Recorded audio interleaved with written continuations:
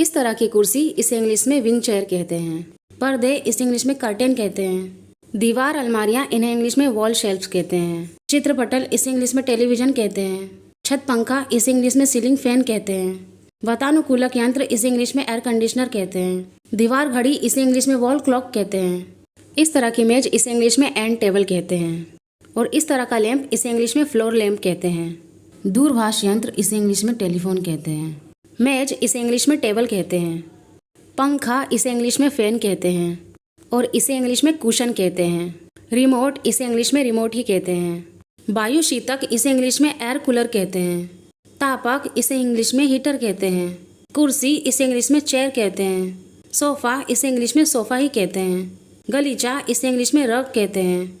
पर्दा पट्टी इसे इंग्लिश में ब्लाइंड्स कहते हैं। दरी या कालीन इसे इंग्लिश में कारपेट कहते हैं। बिजली की पूंजी इसे इंग्लिश में सॉकेट कहते हैं। कचरे का डिब्बा इसे इंग्लिश में डस्टबिन कहते हैं। प्लग इसे इंग्लिश में प्लग ही कहते हैं।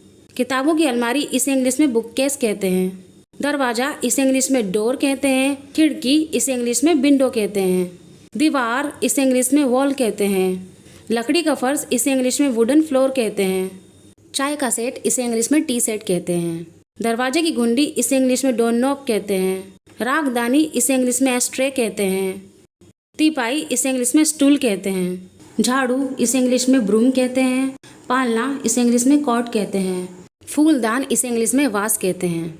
और इस तरह की दिखने वाली कुर्सी इसे इंग्लिश में आर्म चेयर कहते हैं। और इस तरह का टेबल इसे इंग्लिश में कॉफ़ी टेबल कहते हैं। इसे इंग्लिश में टीवी स्टैंड कहते हैं। और इसे इंग्लिश में कैंडल होल्डर कहते हैं। और इसे इंग्लिश में फैमिली फ़ोटो कहते हैं। और इसे इंग्लिश में साइड बोर्ड कहते हैं। और इस तरह की कुर्सी इसे इंग्लिश में बिन बैग चेयर कहते हैं। घंटी इसे इंग्लिश में वेल कहते हैं। गर्म बर्तन रखने की टिकली इसे इंग्लिश में टी कोस्टर कहते हैं।